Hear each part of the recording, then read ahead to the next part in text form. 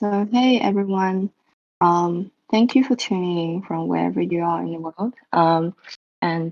Yeah, so today we're going to, today's workshop is focusing on data curation, specifically at MetricsDAO. So I have the experience working with the Harmony, the Harmony project, and also currently the near DBT project. So today I will try my best to go through the DBT project from the start to finish. But there's a lot of things to take in. So feel free to interrupt me or ask me any questions if I go through the materials too fast. Just like raise your hand, ask me anything. And so in today, I just want to double check so everyone can see my screen. In today's session, you will learn what is DBT and how to kind of set up like a DBT kind of structure in SQL.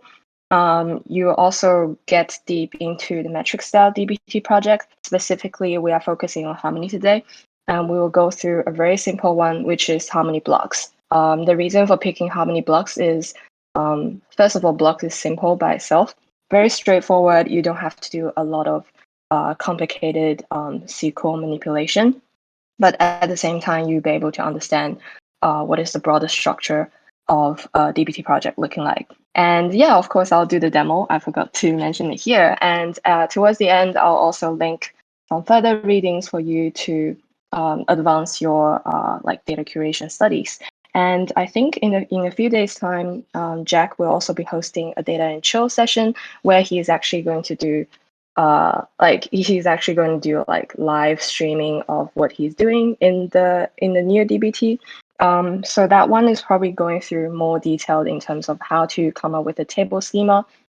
And to be honest, if you've never used DBT before, don't be afraid of it because it's still pretty much SQL plus a little bit of syntax. But if you know SQL well, then that should be fairly easy for you to get started.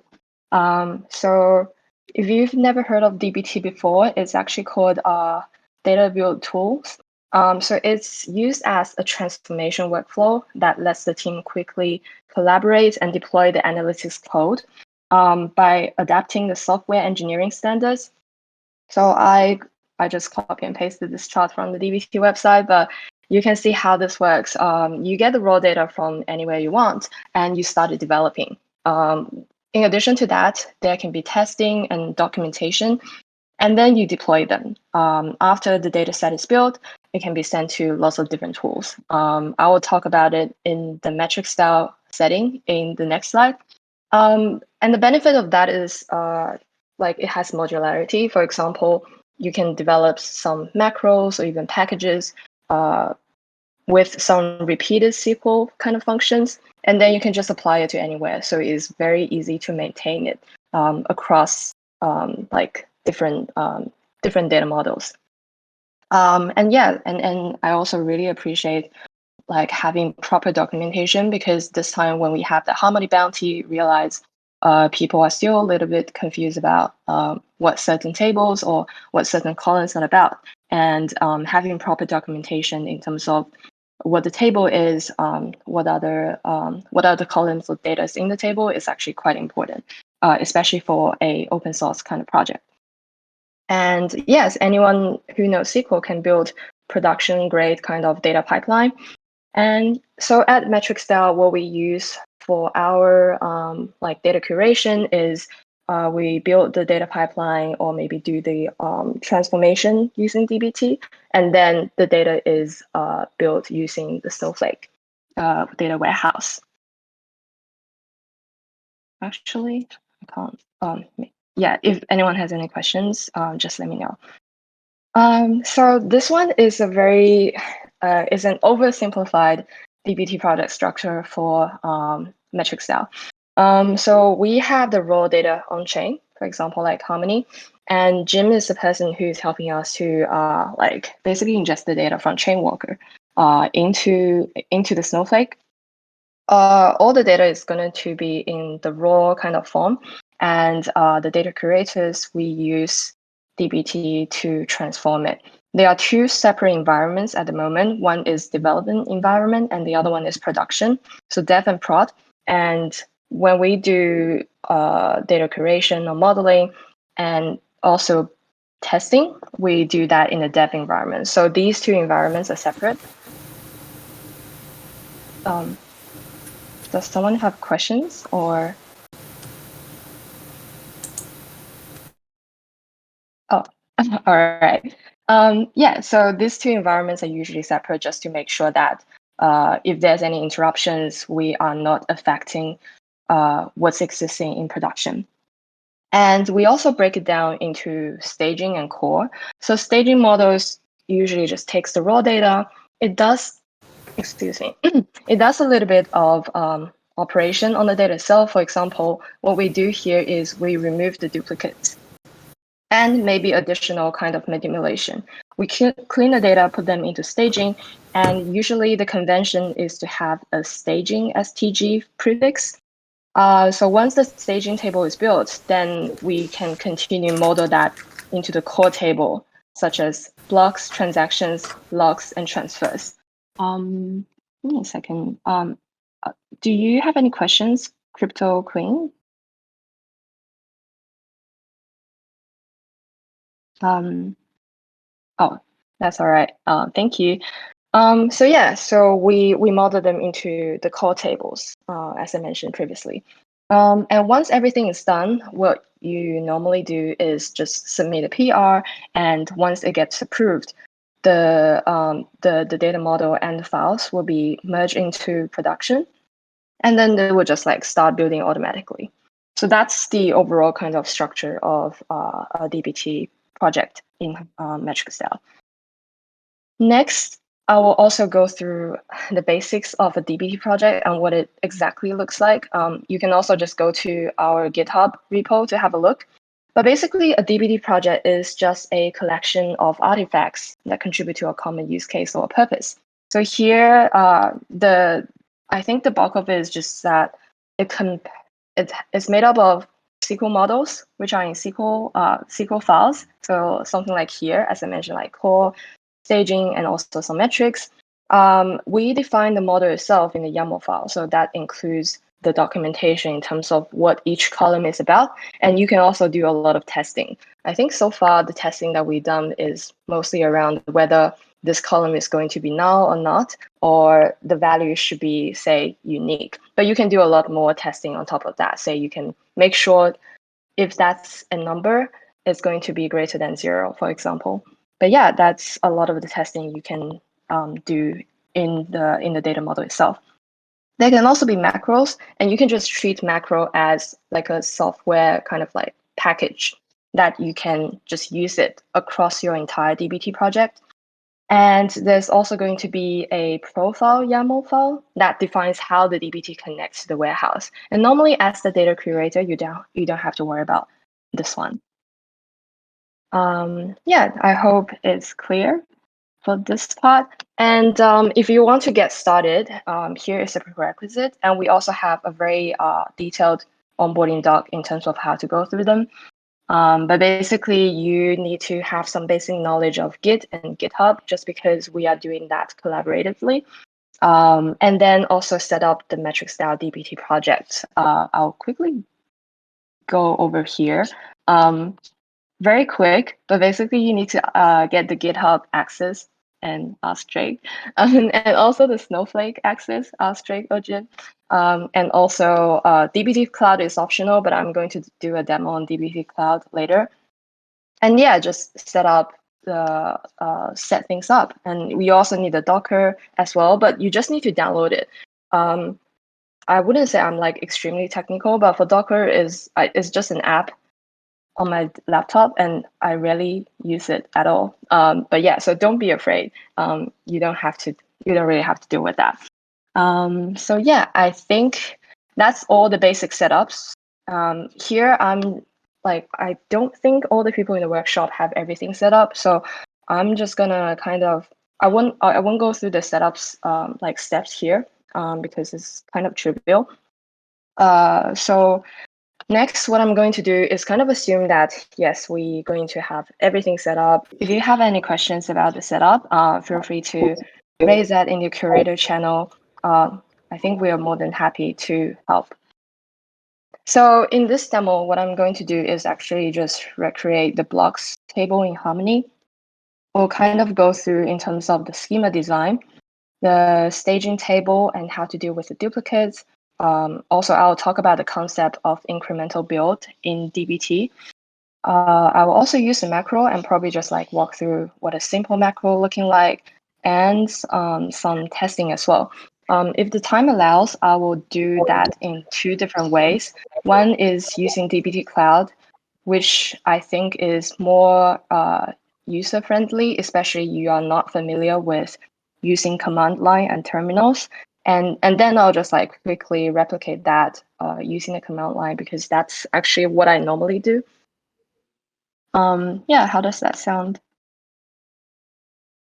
Sounds good. I'm just like talking to myself, but yeah. It sounds great. So awesome. So yeah, I think to be honest, I've been doing like a few kind of data modeling in the blockchain data. And for me personally, the hardest part is more about really understanding the protocol itself and also the data that I'm working with. Because if you have the SQL skills, then the hardest part is actually, say if you're in a Web2 company, then the hardest part is understanding the business logic or the product itself. And then in Web3 is actually understanding the blockchain protocol and what data actually got emitted. So that's actually where I spend most of the part because I remember there was a, so last time I was actually doing the BTC bridge on Harmony and I spent majority of the time just trying to get the contract right, get the transaction right, and understanding what's actually happening. But the SQL itself doesn't really take too much time. So yeah, like starting with the schema design is actually the hardest. But for blocks, it's actually really simple. Our workflow, well, at least last time, is basically Drake has an issue here. And basically it's like, oh, yes, we want blocks. And it's relatively easy because, I mean, Harmony is also like an EVM and I kind of just used the reference of a schema similar to Ethereum blocks. And as you can see here, what I have is, yes, we want the block ID, which is going to be a primary key in the table, and then the time, the hash, and also the parent hash, gas limit, gas use, miner, nouns, size, and transaction count. And then in addition to that, I think we also have the receipts root and the stage root. I think Jack has some comments there saying, oh, it's actually important because it's an integral part of EVM.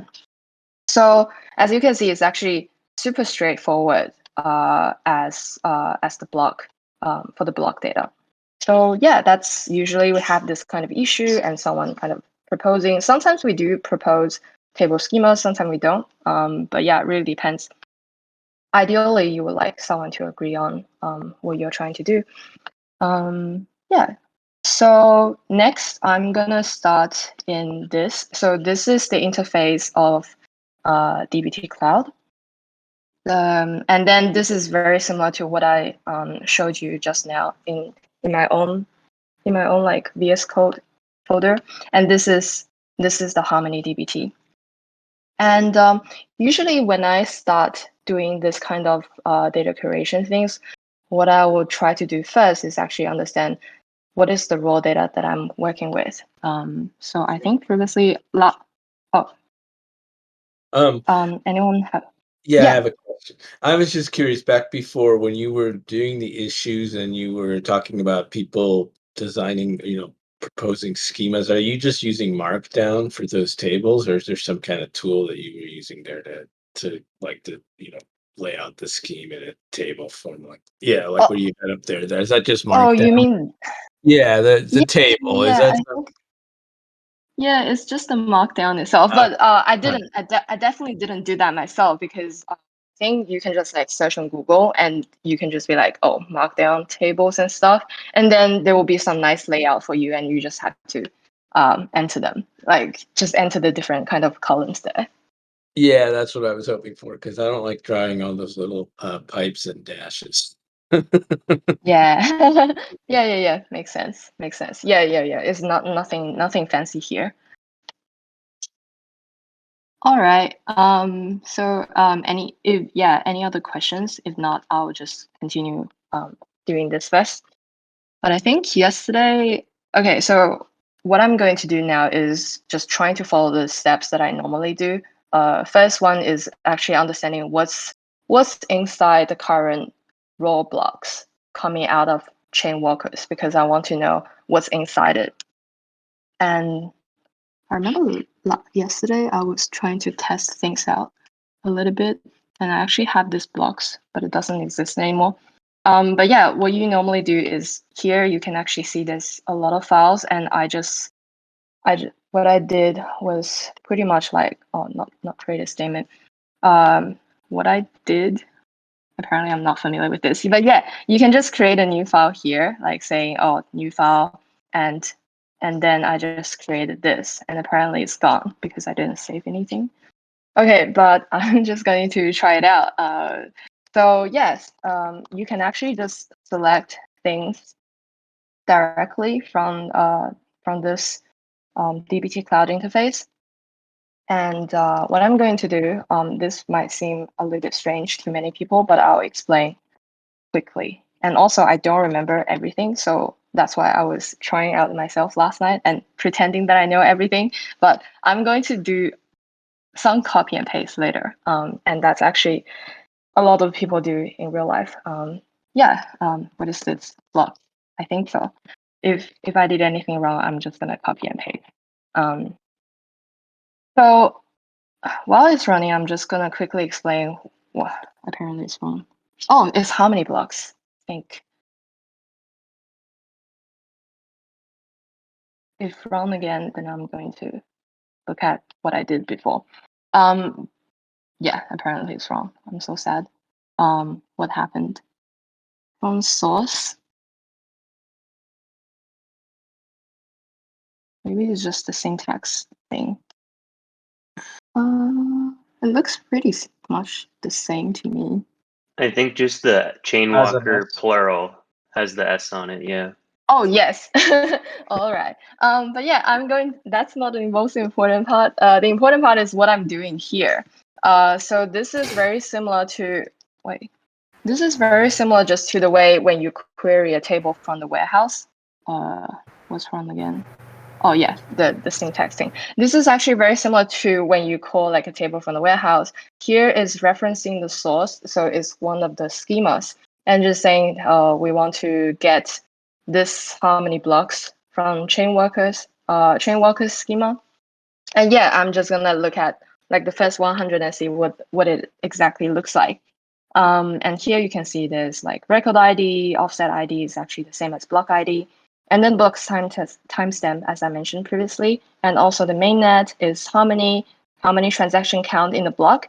And this giant thing called header, where it actually just contains a giant JSON file with block height, block time, and lots of extra data inside the block, and also an ingestion time. So as a data curator, it's actually straightforward, because what we want to do is actually just trying to kind of unpack this JSON and just get the information out of this header. Because when you think about doing your data curation, you also want to try to think from an end user perspective. If someone just get this table, and maybe you as say doing the bounty, and you see this kind of table, you're like, oh, then I have to do a bunch of decode. I actually don't know what's actually in the JSON and what's useful. And this kind of process will be repeated and multiplied by many people. And that's just not helpful at all. However, because we are just trying to get a staging table first, what I'm going to do here is just trying to take the entire table in its raw form. But what I want to do is deduplicate the table, because sometimes you can just get the same block ID with a different ingestion time. So there can be duplicates. So this is one concept that we're going to go over in this staging table. Another thing that I will go through is the incremental build. So incremental build in the kind of DBT concept is that, say a block table is actually, so there will be more blocks adding to the blockchain each day. There are three ways of constructing, like building either a table or a view in Snowflake. I'll quickly go over the concept. So a table is materialized and it actually takes up the storage in the Snowflake warehouse. And then when you build a table, it will just like build everything from scratch. So imagine you have Ethereum blockchain and you build it up. Like every time when you run the warehouse in production, it would just build everything from the beginning of when Ethereum started. And imagine that's like 5 years worth of blocks and transactions, and you have to do that in every single run. It's going to take lots of like processing power, and Snowflake is going to charge you a lot. And then so the other way of doing that is actually building table incrementally. So here, I'm not going to repeat what it's saying here, but basically the same as blocks, right? Like, so it's going to build, say, blocks from, if we are building this thing from scratch, for example, it's going to start with maybe like, say, Ethereum is going to be like 2015. I don't remember exactly, but it's going to start from 2015 up till today. So we have the whole history of records. And then tomorrow, when the warehouse kicks running again, it's just going to grab the last 24 hours of new blocks added. And it will just like append on top of the current table. So you don't have to build everything from scratch, but rather just getting the last 24 hours worth of data. And you can also control how many days you want to incrementally build. For example, you want to make sure that, yes, when we do the data injection, there's no problem. Sometimes there could be problems. So you want to just say, okay, let's just delete the last 7 days, whatever record that's within the last 7 days. And we rebuild from the last 7 days just to make sure that we don't miss anything out if there's any interruption in the data ingestion. So yeah, this is basically what incremental build is. I hope is that clear? I think I got I'm unmuted. Sorry. I think I had that part, the incremental build part, right? And I just want to double check. I think the double braces stuff, that's not actually SQL, that's the Jinja stuff, right? That's sort of injected into. It's kind of like PHP, sort of, right? In a way. Yes. That it's like it yes, sort of that's correct. generates code that gets replaced after it's interpreted and compiled or whatever. Yes, that's correct. So we write, like, majority of the part is still SQL, and then there's some parts, say the curly brackets thing. So is the Jinja. Oh, what am I doing? Yes, is the Jinja, and then but when you actually run that in development environment or the prod environment, it's going to be compiled into the actual SQL, which I'll show you in a bit. But yeah, that's the basic concept. So what I'm going to do is actually, so yes, if you have no idea what incremental build is, normally I wouldn't even come to here because in our warehouse, in the repo, actually a lot of people have done it. So all you need to do is actually just copy and paste it. But I just want to make sure that we understand what I'm doing here. So here you specify, if that's incremental, you specify that as incremental. If you want to make it a table, you specify it as table. I'm not going to talk too much about view here just to confuse people. But yeah, like normally if that's incremental, then you just say it's incremental. So it's really up to the data curator's judgment to decide what you want to do. But I think for a lot of the blockchain data is going to be incremental. And yeah, so one is specifying that's incremental, and then the other one I think is going to specify what the unique key is. So by specifying the unique key, then it's not going to introduce any duplicates when it's going to incrementally build. So I think that's the unique key. Yes, so here you specify what the unique key is, and it's very easy in blockchain because it's just here at least like is the block ID itself. And then what we normally do, I think we have some tags, but that's not the important part. And then the other one is something called cluster by. It's actually something I learned this time. I'm going to quickly just write what cluster by is. So here I think is going to be the block timestamp, and I'll explain what this is. So wait, is this classified? Sorry, just give me a second. Oh, that's correct. I forgot this.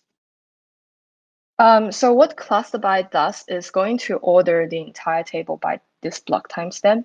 And the nice thing about it is that because this table is ordered, so it's also indexed by the timestamp. And when you query the table, it will run faster if you kind of like set the timestamp between and or something like that. So it's just like making it faster. So yeah. So this is the kind of the setup at the top. And then next, what I'm going to do is deduplicate.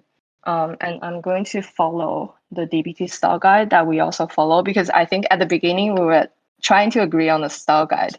And I'm just like, yes, let's just follow whatever DBT has instead of reinventing the wheel. And sometimes I personally sometimes also don't really strictly follow the guide, but try our best, because I think having a consistent style, say lowercase and then indent and stuff like that, and having proper comments will help a lot for anyone reading the code. Sometimes like when me just writing SQL code or doing stuff myself, and then you revisit a few years later, or maybe not a few years later, a few months later, and you're just like, what is this? I don't understand. And then I think having like proper styles and also proper comments in either your SQL or your code is going to help a lot in understanding. And so yeah, what I'm going to do is, so here I'm just going to say with this raw blocks dedupe table as,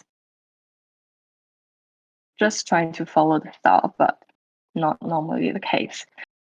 So here is a CTE, common table expression. And so I'm just going to say, yes, I should use tab. So yes, I'm going to select from this raw table, but it does nothing because here is just like saying I'm selecting the entire thing. So what I'm trying to do, yes, I want to deduplicate.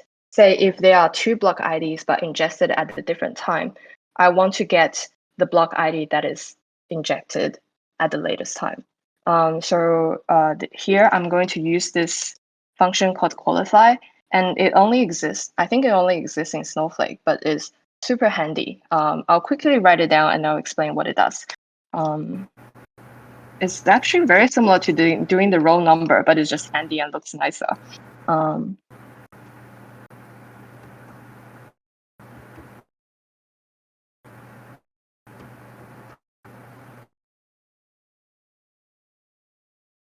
Equals 1.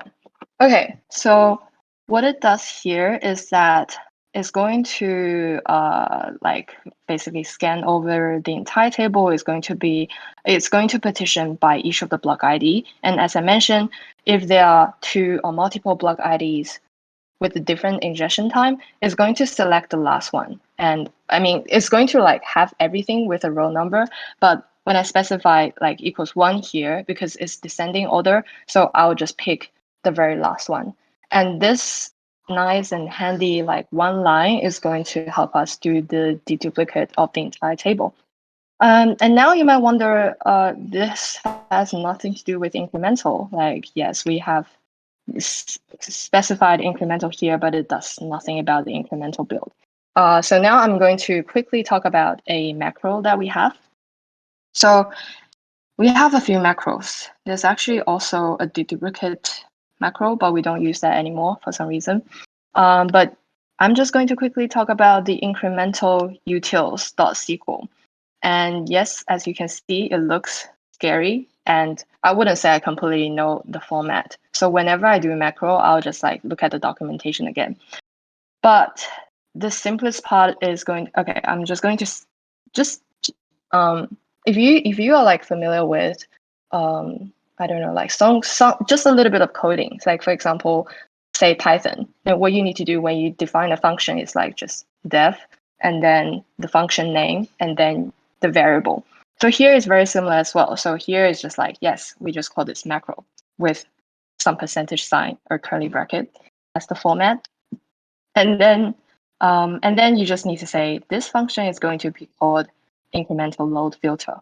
And the variable is a time column.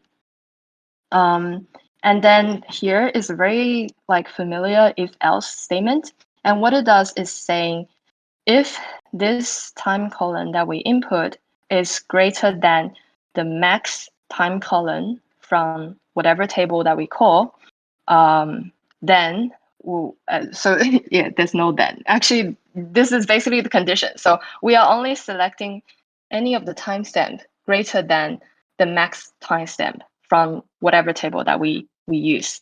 Otherwise, it's just gonna be true, and I'll explain why we need the true here. But yeah, that's it. And I think separately, this is another kind of macro that Ant added, so you can actually incrementally build for the last n days. And yeah, so here is just like, yes, he has a time column and then the time in days. And as you can see, it's just going to grab any of the time column that is greater than the last n days from the current date. And that's it. And you can use two of them sort of interchangeably. But yeah, I'm just going to use this one here.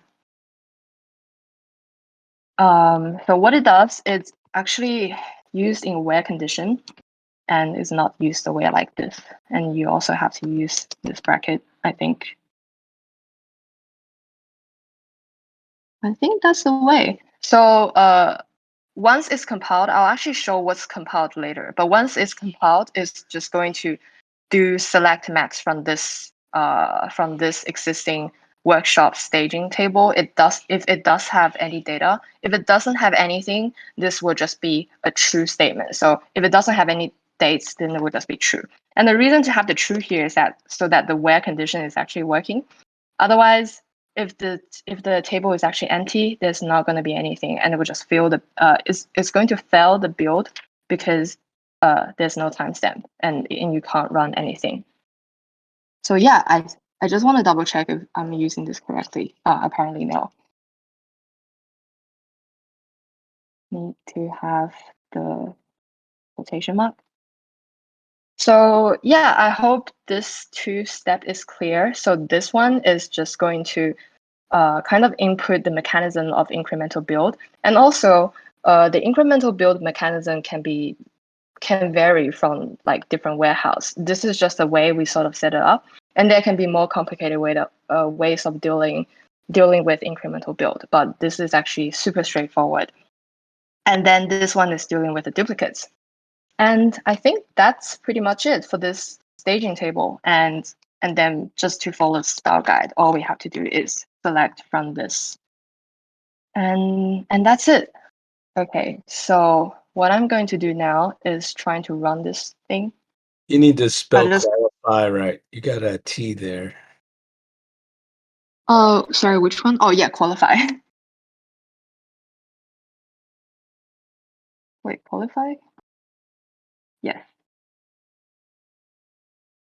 Okay, so I'm gonna try and run this and see how it goes. And while you're running this, I think you can actually see what the compiled SQL looking like. It doesn't.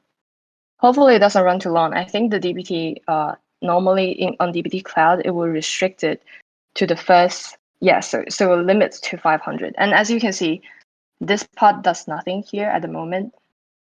And what it does, it actually does something already. So yes, because it knows this incremental build and also this table doesn't exist.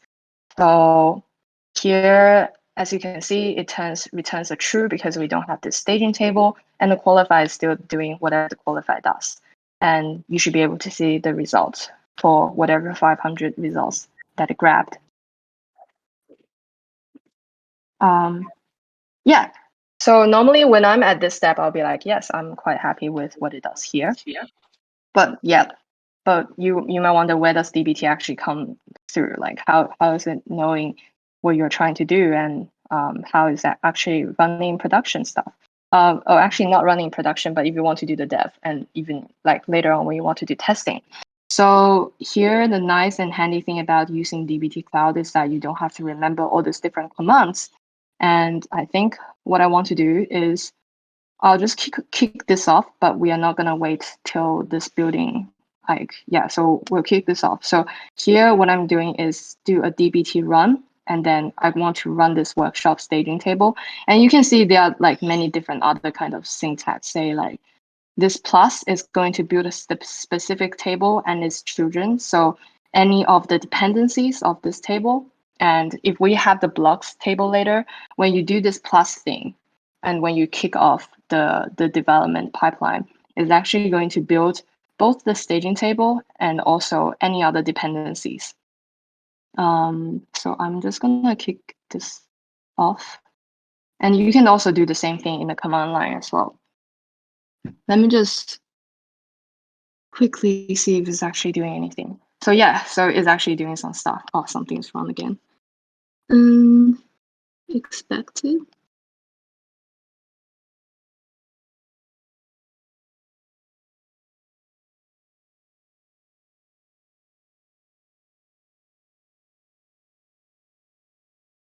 Thank you.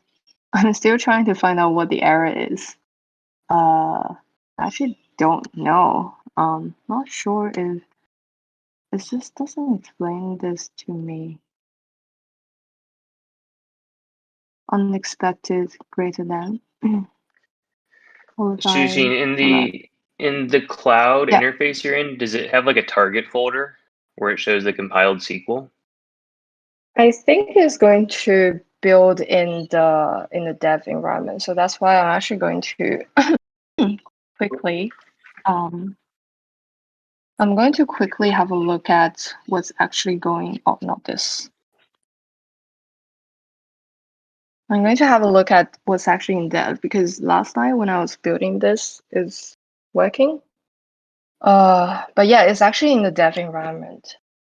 Okay, the target folder in the file explorer we were in, we can look in there, and it should like show the SQL that's been compiled with all the Jinja.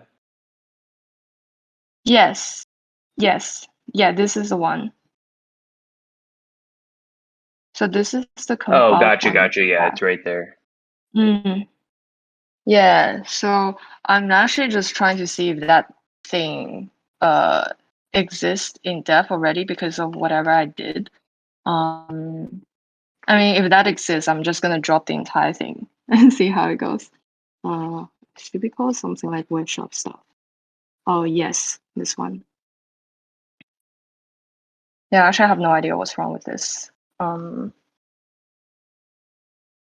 But I'll probably, I think I'll just drop this table.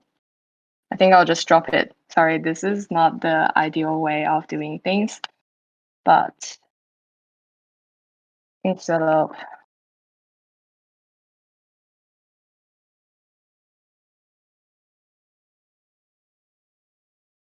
okay, it's dropped. I'll see if that runs again, which I don't think it should be the error, but like, I mean, if normally it's incremental building, it should be building like the same. But let's try again. And the thing is, the SQL also work in the compiled form, so I'm actually not too sure what happened. But ideally, I want to show people like how to actually properly run and test here. And I haven't written any documentation at all. But normally, once you write the documentation and also specify what kind of test you're doing, it will actually do the test for you. And also, you can specify whether the test is going to be a warning itself, or you want to actually fail the entire build.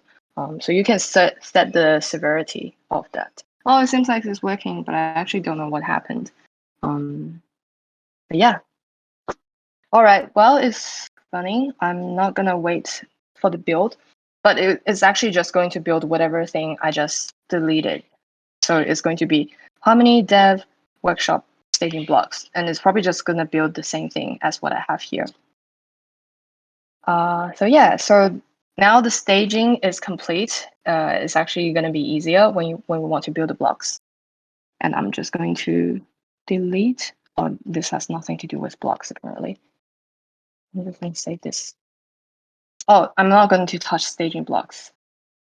So yes, I'm going to create something new in the models under the core folder, and I'll just call it workshop blocks. New folder, no, new file. And apparently I did this before.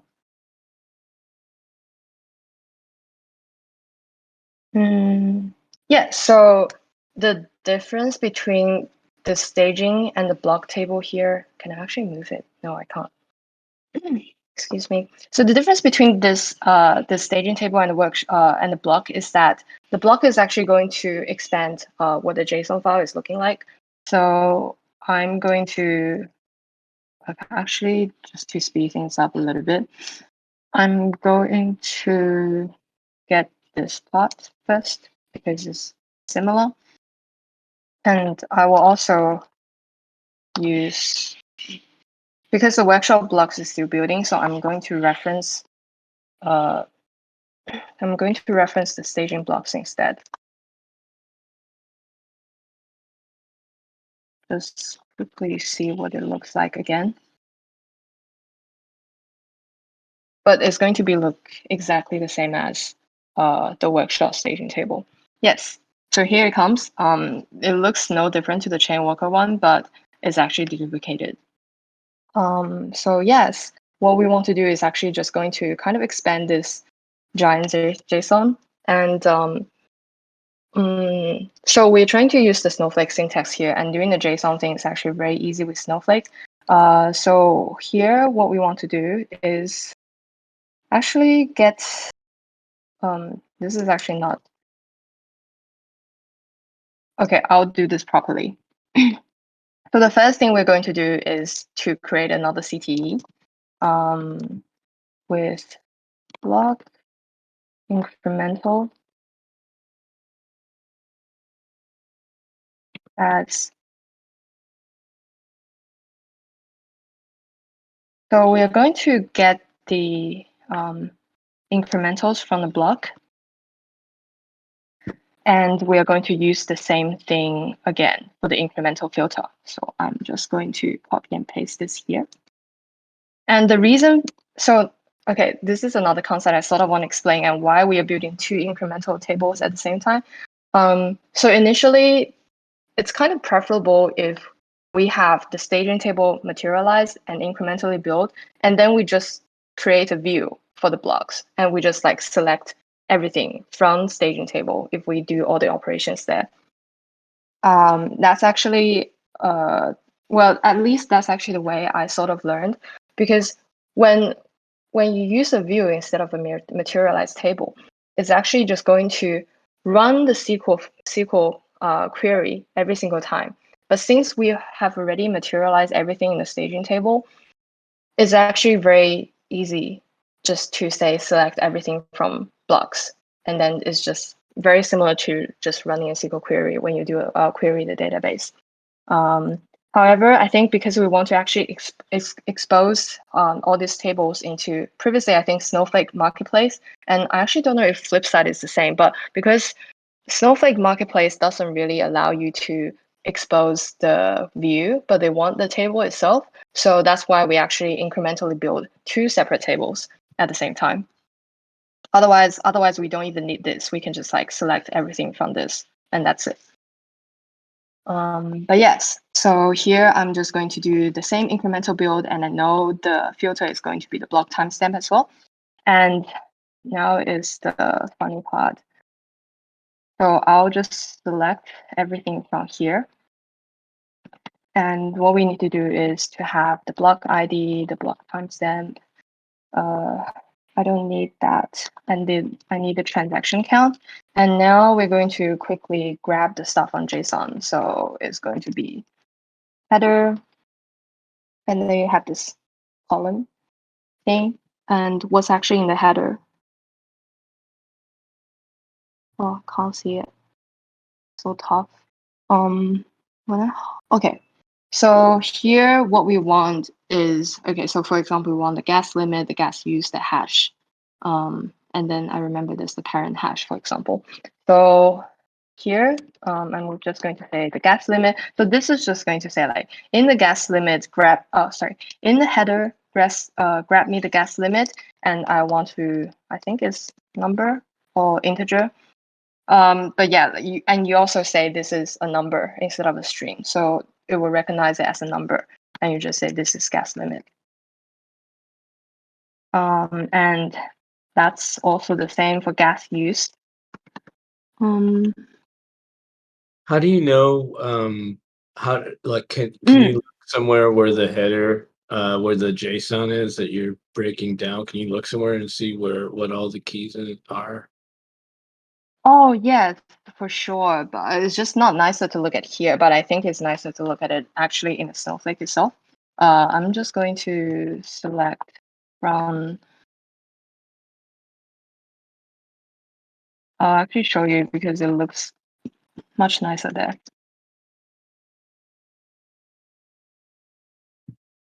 So here in Snowflake, it has the header, and when you click it, it's going to look like this. And then you know, oh, these are the stuff that exist in the header. But we don't need everything because at the beginning we sort of define what the schema is looking like. So there are certain things that we're just going to ignore. For example, this uncles. I actually have no idea what this uncles is. But yes, so we are not going to get uncles here, for example. Yeah, so is that clear? Like this is actually how I do it. I don't know if other people have Perfect. better. That's what I wanted to know how to do. Thanks. Awesome. No worries. So I'm just gonna quickly grab this miner as well. And as you can see, this is actually just the miner kind of address. And also this is a string, and it's actually very important to specify as a string. Otherwise, if you don't specify it as a string, when you compile the SQL and run it, it's going to have the quotation mark here as well. But if you specify as a string, then Snowflake will recognize it, and it will only show this address instead of the one with the quotation mark. So it's actually very important to specify the data type. So header, miner, and then string as miner. And that's actually the same for all the rest that we want to do. So I'm just gonna take a shortcut and get the others. But so here, as you can see, there's like block ID timestamp, the hash, and we just define it as block hash, stream. Oh, actually, why is this one not specified as number or numeric? Maybe that's something I need to change later.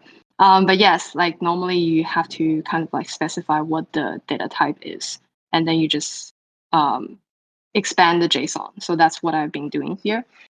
And that's also a CTE. Once the CTE is finished, I'll just say select everything from final. So that's actually what's happening. That's what should be happening in this workshop space as well. So what I need to do, I'm just going to make a simplified version here because it's very repetitive. But what needs to be done is another CTE phase. This is called final. And you just grab everything from the final and just select everything from final. So this will construct the block table as well with the expanded JSON header that contains all this information. And once you have the block table, it will be very easy for you to answer a few questions. Say, how many blocks that got created every single day? How many miners there are? What is the gas use, etc. So this is the block table. I'll just quickly run it. It's actually not the complete block table, but I'll just quickly run this first.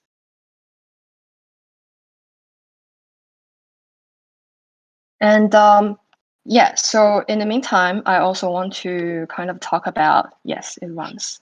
I also want to quickly talk about the YAML file because we haven't really touched anything about the documentation here. I'm not going to write this YAML file for now, but I'll just quickly talk about what it actually does. So as you see, it has a certain format as well and is YAML. But what it does is you kind of specify what normally you can also write about. Yes, so here is saying this is a block table and what this table is about. You can also write like example queries. You can also, I think you can also do something like, maybe this is format, but you can also like example queries. It's not going to run anything, but you can tell people like, hey, this is the way you can use this table. And you can just say like select from blocks and say count the. So, and then you can tell people this is how many blocks and etc. And you can do this just to facilitate when someone who is very new to this and don't even know how to use this table. So that's the description. And then you specify each of the columns. So you just be like columns, and the name is block ID with the description, block number, and there's tests such as it needs to be unique. And also the block ID is not null, which is just like true across the entire table. If we have a block ID, if we have a null block ID, it's just not right. And that's the same, like say for block timestamp, we need to have, timestamp doesn't need to be unique. So we don't have the unique here. But then we'll just be like, yes, it's not going to be null as well. And that's just none. And we haven't set any severity here. So I think it's going to fail if that's not true. But I think setting the severity is something like this. I forgot how to spell this, but something like this, and you just say it's a warning. And you can actually find this information in the DBT documentation as well.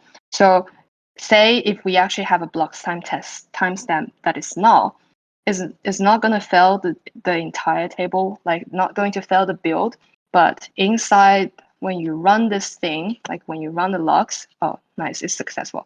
But when you run this, I think it will throw a warning saying, oh, this test is not passed because we know something is null. And normally we'll do the documentation for each of the tables, for each of the columns. And this is, it's not fun. Sometimes you just want to be like, I want to build a table, and looks like it's pretty much self-explanatory. But yeah, like honestly, like for anyone who is very new to blockchain, they probably don't even know what these are. And that's just the same repeated across for the entire blocks table. Yeah, and then so for example, once this is done, what I'll do is also just kick off another run to make sure that this is going to be successful again. You always want to see this like green check mark, and then I think you can actually commit it here because I've already synced up with my GitHub, so I can actually also commit here. But I'm not going to do this because I actually never committed from here. So we just have 5 minutes left, so I'll probably not go through the command line. But if anyone wants to see how the command line is done, it's actually quite straightforward. It's very similar. It's just not using this interface. But yeah, I want to leave some time for people to ask questions and stuff.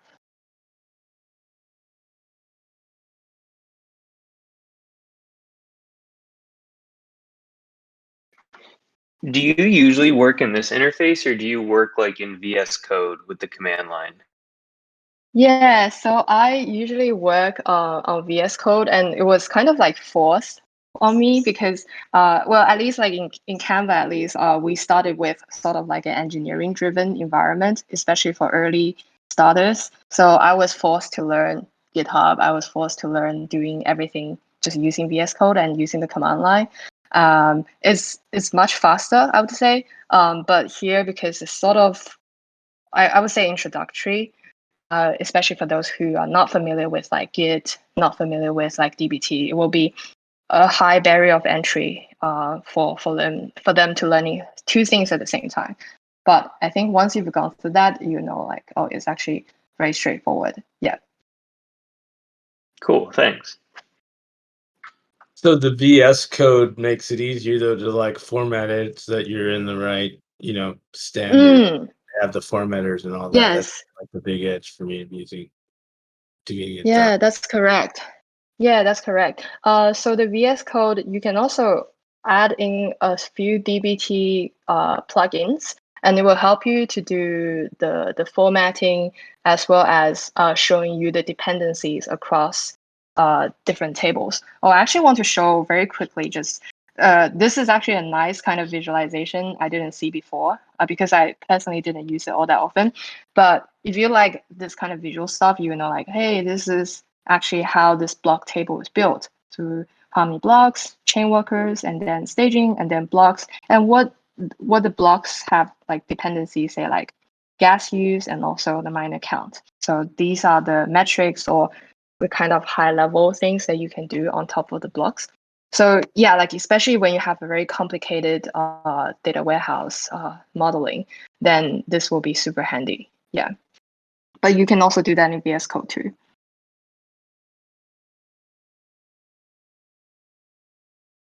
Any other questions, or is there anything that I didn't explain like clear?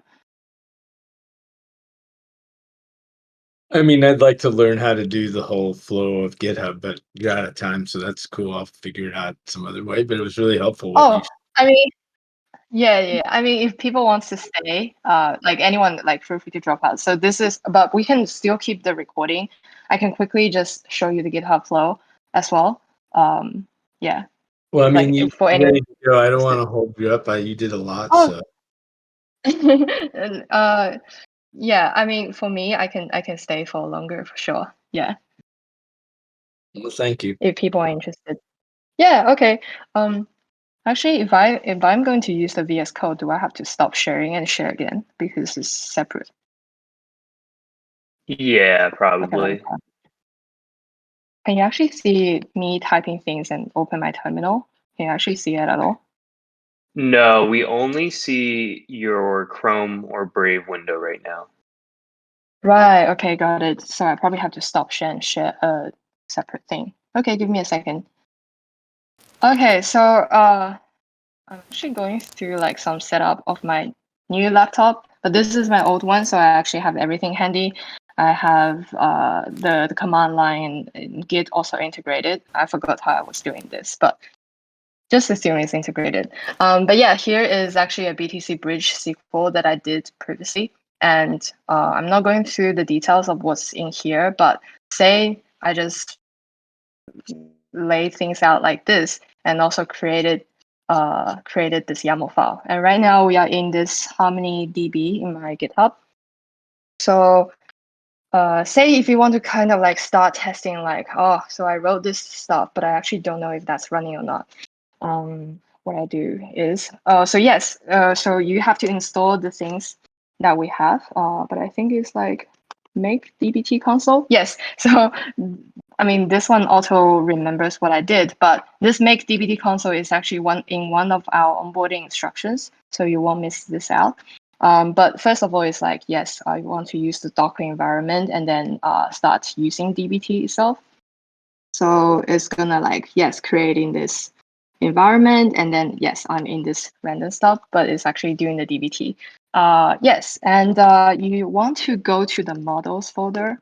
So I'm gonna cd to models, and then you just do very similar to what the dbt cloud does.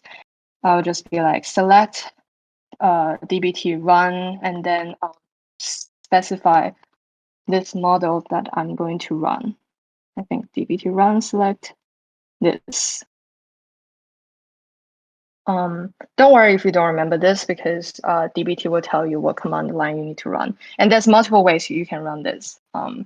This is just my way of doing things. And then it will just like start testing again. And once this is completed, this table will show up in the development environment in Snowflake as well.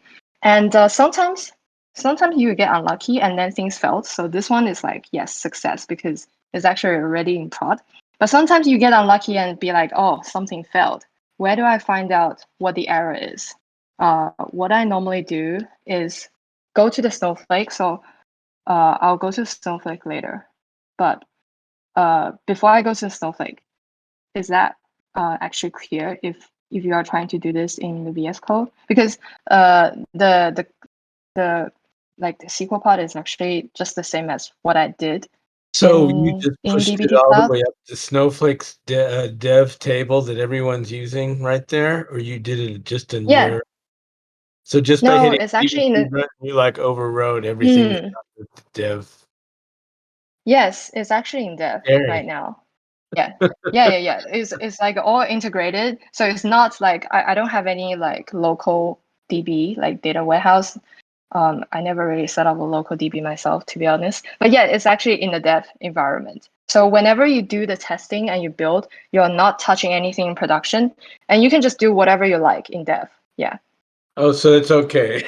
So everyone expects Yeah, it's that. okay. It's Yes. okay. It's completely fine. Yeah. But don't you And you don't you can sometimes. check out a branch, like make a new branch on Git or something, and then Oh yes, something? yes. You're right. Sorry, I'm wrong because so right now I'm actually in the master, but it doesn't really matter whether you're in your master or your own branch. But I think I skipped one step, which is okay. Let me leave this. So I just press Command D, so I exit the DBT. But what you normally do is you do git pull.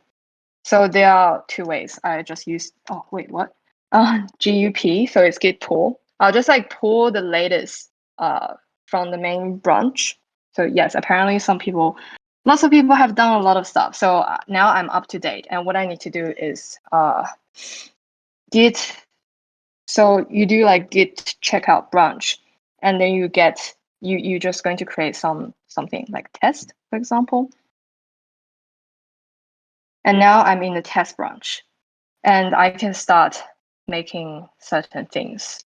So say test.sql. So I just created this on my own branch, and it's actually showing up, say like here, you are making something, test. So this is my SQL basically. And now you can, so this is like more Git related. So it's just my kind of PTSD, I'll say, but usually I'll just like say, oh, I want to check what's actually changed because I don't want to modify other files. But yes, you say like, hey, here I just made a test SQL, and now assume this test SQL is working. I did the previous testing that I was doing, and now I'm just going to git push to the main branch, which I'll just say GP, and this is also not going to push because I need to do the whole thing. I need to set up the upstream thing, and then once I do that, I'll just press enter. Then it will show up in GitHub in the Harmony repo, and I'll tag people like say Ant, and I'll just ask Ant to look at my test.sql. And if he says yes, it will get merged into the production, and this test SQL started running in prod as well. So that's the whole kind of flow. Yes. I think I just quickly run through the GitHub thing, but you don't have to remember a lot of GitHub command lines. These are the things that I normally use. Just pull the stuff from master, and then I'll make a bunch of modifications, check out my branch, and then once everything's done, I just git pull, git push. Yes. And those are just aliases you wrote, right? The GP and that's just something you just wrote aliases to shortcut it, right? The GP. Oh, that's actually That's not my not. shortcut. You can also Oh, use really? it. You can just type Yeah. GP on the command line, hit push. Yes. That's not my shortcut. Yeah. Yeah, I think that's all. If you have questions, yeah, definitely feel free to reach out to me, or just like post your questions in the channel. And hopefully this workshop can help anyone in the future who wants to be part of the data curation to join us. Yeah, it's thank you everyone for coming and staying a little bit longer. Yeah, I hope we can get more people like participating into data curation. It's actually a very important part of what we do here.